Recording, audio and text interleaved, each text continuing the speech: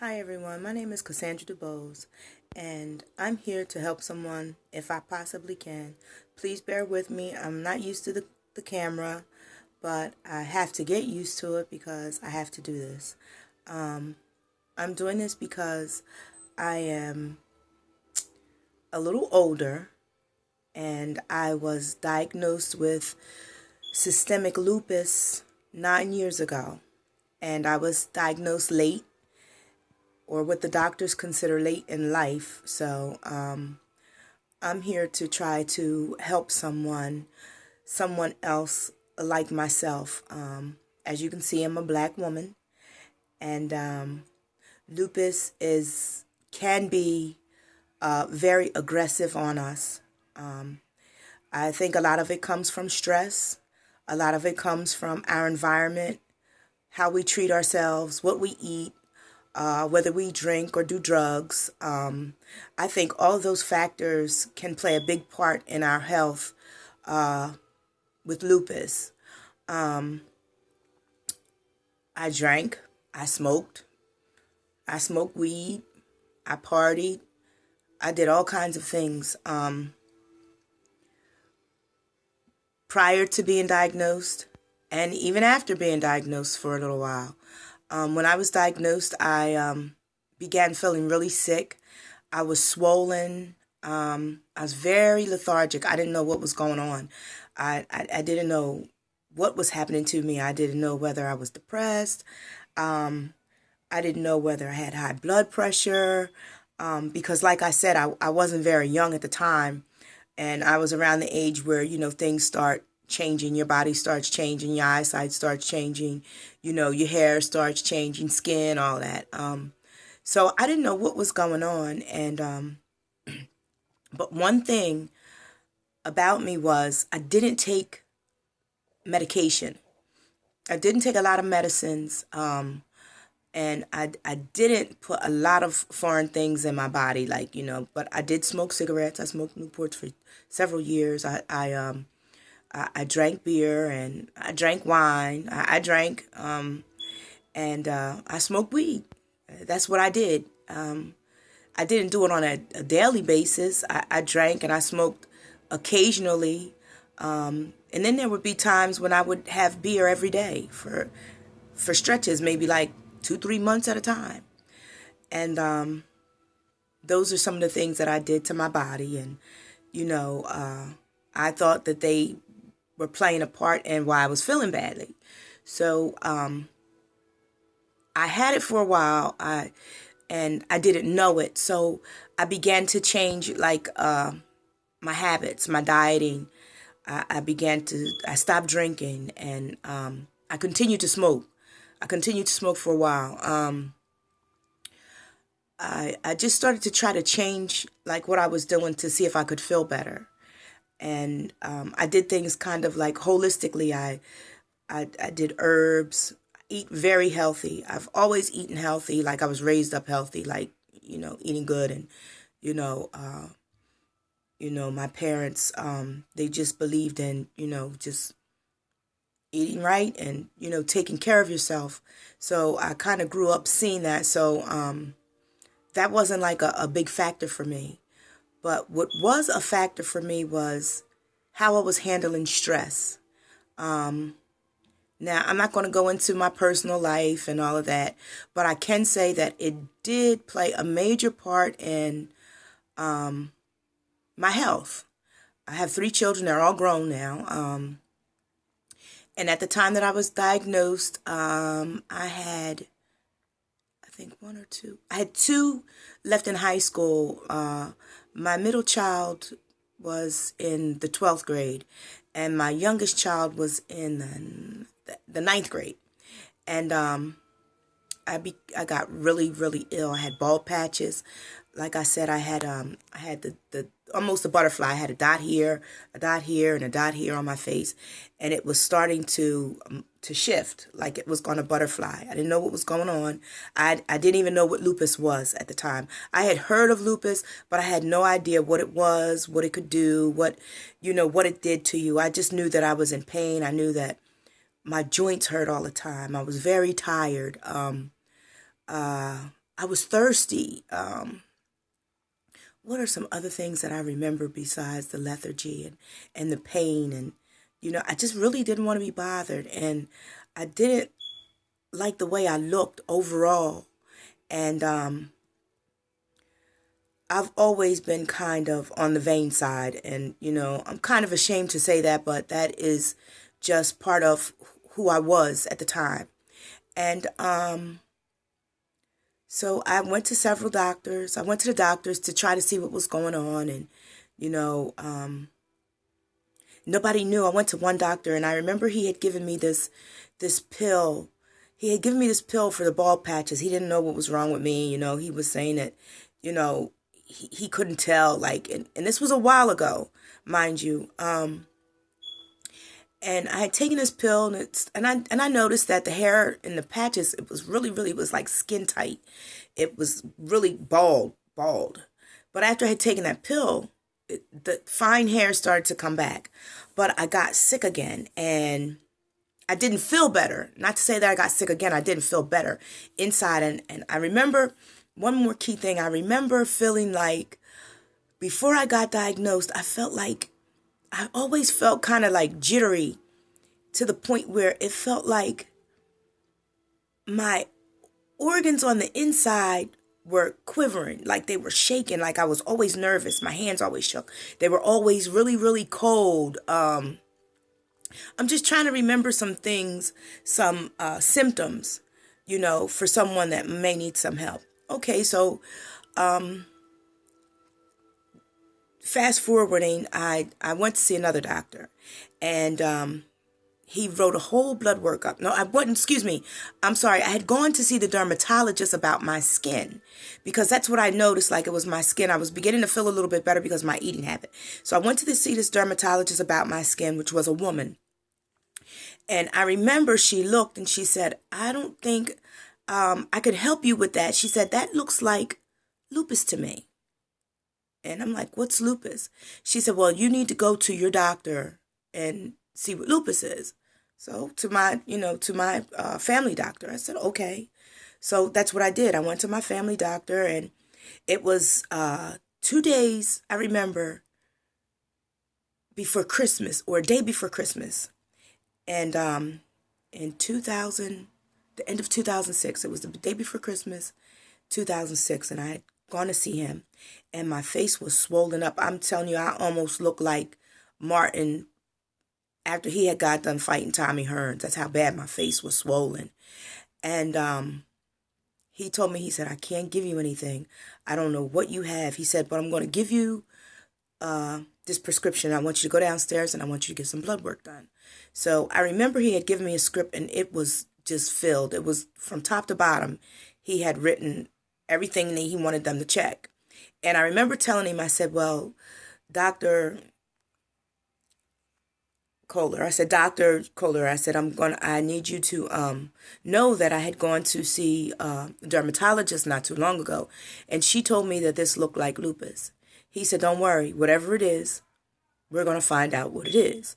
So he said, I want you to come back and see me tomorrow. I said, well, tomorrow's Christmas. He said, I want you to come back the day after tomorrow. So I went, I had the blood work done. The day after Christmas, I went back to his office, and he had my blood work ready. And he said, you have lupus. And I just remember feeling like the floor had dropped from under my feet. I felt like I was scared. I thought I was going to die. And I remember asking him, am I going to die? And he said, well, not today. So when he told me not today, I automatically just thought about God. I mean, and I'm not here to tell anyone how to live their lives, and I'm not here to be anybody's spiritual counselor or any of that. I'm just telling you what worked for me. I can only explain what worked for me. So, and this is part of my journey. So, and I'm telling my story. So this is it.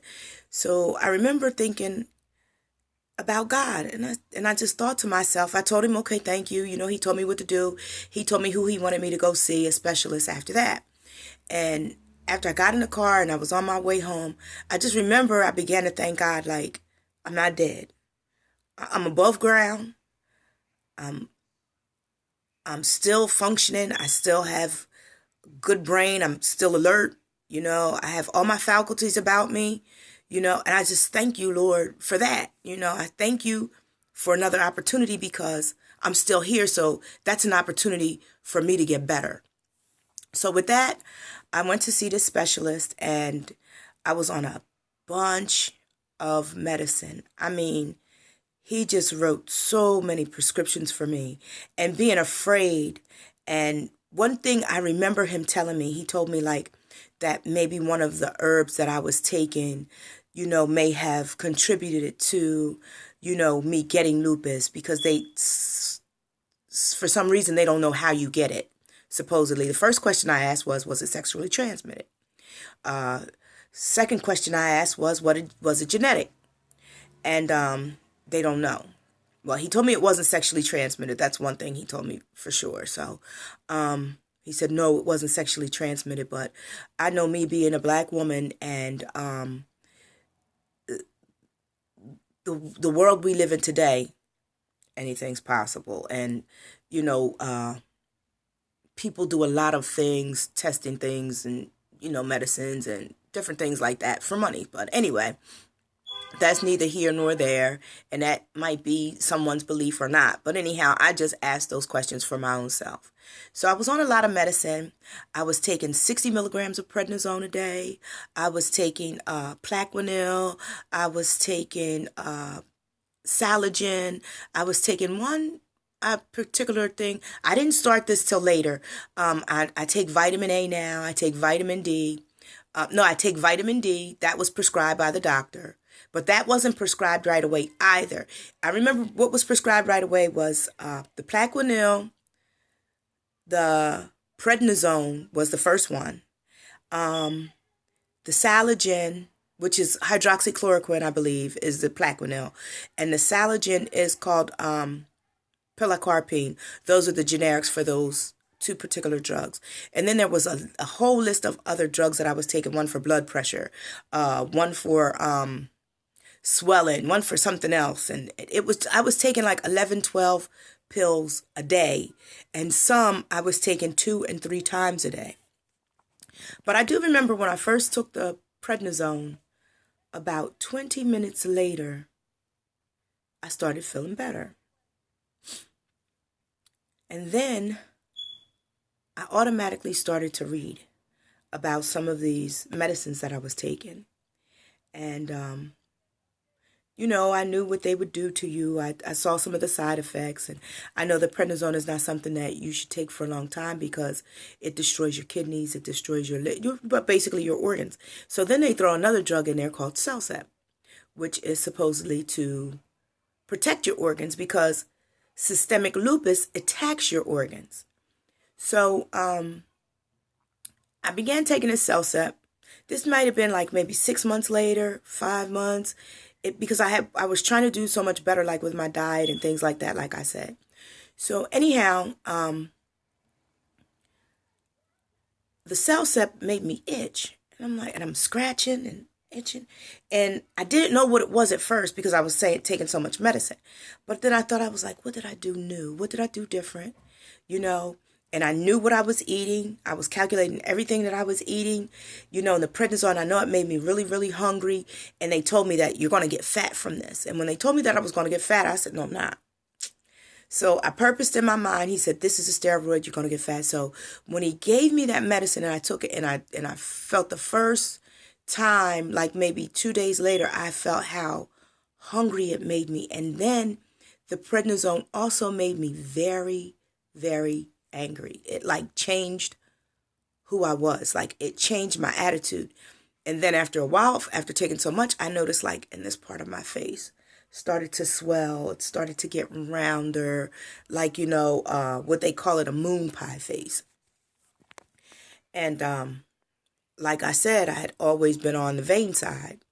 For what reason, I just don't know, but I just was. That was just who I was. But anyhow, back to this prednisone and Celsep. So anyway, the prednisone had me angry, so I tried to calm that down a little bit. And when I felt that I was really hungry, I got rid of everything, all the sweets in my house, all the junk in my house. I totally got rid of it. And what I would do was, it would wake me up in the middle of the night, like in the morning. I would wake up like 4 o'clock in the morning, really hungry. So what I would do is, I remember, how my grandmom used to cook. So I would get up, I would take something out of the freezer around 4 in the morning, and I'd put it in the sink, or I'd set it aside so that it could thaw, and I'd get up around 7:30 when my daughter got up to get her off to school. And my stuff would be thawed. I would wash it and take my time, do what I had to do. I would, get my potatoes, all my vegetables, my potatoes, my carrots, celery, parsley, onion, whatever I was using I would usually try to make a one-pot meal. And I would clean my meat, cut it, season it, set it aside, then do my vegetables. And I put everything in a pot, and I'd put it in the oven. And I remember my grandma, every time I'd cook, I'd hear my grandmother tell me, you got to cook it slow and low. If you cook it slow and low, you're going to know what you're missing. You're going to know, because you could smell it as it's cooking. And for some reason, that helped me. I wouldn't eat a bunch of food. I wouldn't eat a bunch of junk just because this medicine or my body was telling me, eat, you're hungry, to get fat, because that's what the steroid would do. So that's how I ate. That's how I prepared my meal. I would have one meal basically a day. And by the time my daughter got home from school, it would be time to eat. By the time they got in, it would be time for us to have dinner, clean up, put everything away. And in order for me not to go in the refrigerator and eat later, I have a large family. So sometimes I would call my sisters, I would call my nephews, and I would tell them, look, I cooked this, I cooked that. My son, he'd sometimes bring someone over. I did this, I did that. Come get something to eat, to keep me from eating and overeating and getting fat from this pill that they said was going to get me fat, which I was determined I wasn't getting fat. And actually, I lost weight. I maintained a better weight with this, because I knew, I don't know if it was mental or not, but anyhow, I was taking 60 milligrams of prednisone. And after a while, I started cutting my own medicines down. I started cutting them down because I didn't like the effects. And like I said, the Celsep had me itching, and I was scratching. And I remember telling my mother and my father, they were like, well, how you doing? What's going on? And, well, what's the matter? Because I would call them every time like something happened. I'd call my sisters. My family, is very active in my life, and I'm very, very, and that's one thing I can say, be very proactive in your own health care. Let your body tell you what it needs, because the doctors, I think, now I'm not telling anyone by any means to stop any of their medication. I'm not telling anyone to not follow the instructions of their doctor. I'm just stating what worked for me and what I did and what I had to do and what I'm doing to maintain good health and good life without taking Benlysta, and having kidney disease. Like, one of my doctors told me I should have kidney disease by now. Oh, I would had I continued to take that Celsep, but since I didn't, I don't even take it now. I don't take Celsep. I don't take prednisone. I take Salogen. I take Plaquenil. I take Cardia for my heart, because I had went into AFib, and that's something that my father had. That's something that runs in my family. So I have something called AFib, and I take Cardia and I take Sotalol for blood pressure, which I really eat really, really healthy. I drink a lot of water. I drink a lot of juice. I drink juice. I don't drink, and I don't smoke. I've stopped smoking over 7 years ago now. And the reason I stopped smoking is because when I went into the hospital for my heart, I figured that day was a good day to quit. So that's what I did. I quit smoking cold turkey, and I haven't gone back. And, I don't even think about cigarettes anymore. I used to think about them every day. I used to want to smoke a cigarette. I used to want to get up, have a cup of coffee, and smoke a cigarette every day. But I don't do that. I do still drink coffee, but not every day. I do a lot of green tea. And one thing that really helped me, and I just started taking this maybe like 2 years ago. I found out about this. It's called Tahibo tea. It's very, very good. And I'm not going to run this video out so long, But there are things that we can do for our bodies. There are things that I noticed that the doctors don't even realize or didn't even disclose that I know I need. Like, we need vitamin A. It is vital that we have vitamin A in our bodies. You need vitamin D. You need vitamin C and E for your skin. That's the vitamin A is good for your eyes.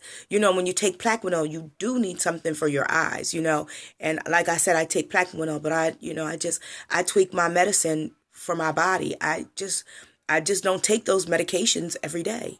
And I'm doing healthy. Like the last time I had my blood checked, I'm in very good shape. My blood is excellent. And I'm not going to put all that poison into my system, and kill myself. I'm not going to do that. And that's just my thought, because the medicine did help me when I first was diagnosed with lupus. It did help me. But I know eating right, meditating, and for me, praying, prayer helped me so much. I mean, whatever you believe is what you believe. Whatever your faith is your faith. Whoever you praise them. I praise Jesus Christ as my Lord and Savior. I praise Jehovah as my God. That's who I praise, but that's what helped me along.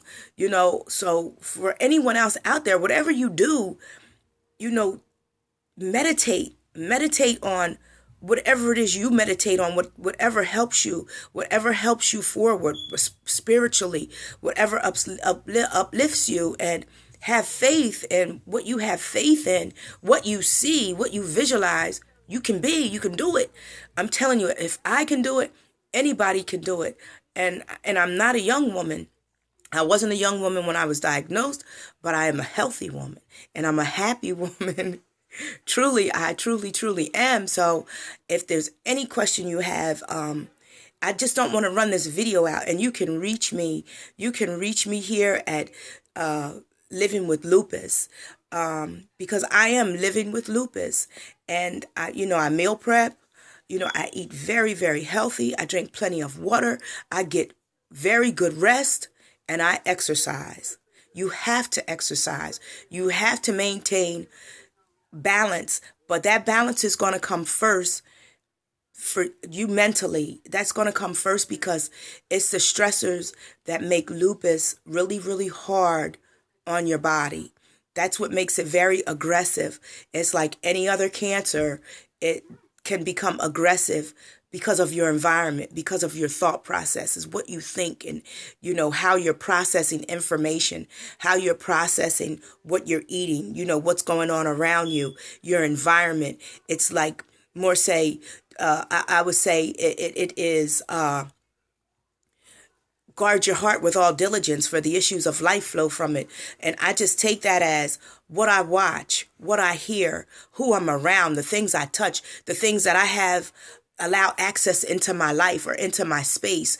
Certain things I just don't allow into my space. Certain people I don't allow into my space. That does not mean that I don't love them. That does not mean that I'm not cordial. It just means that I'm not absorbing that, which is negative, or absorbing that which is detrimental to my health into my atmosphere. I'm just not going to do it. So with that, I'm going to say, it's been nice meeting you, and I hope that I can help someone. And you can reach me at Living with Lupus or at Casandra DuBose 0526 @gmail.com. Thank you. God bless, and have a good day.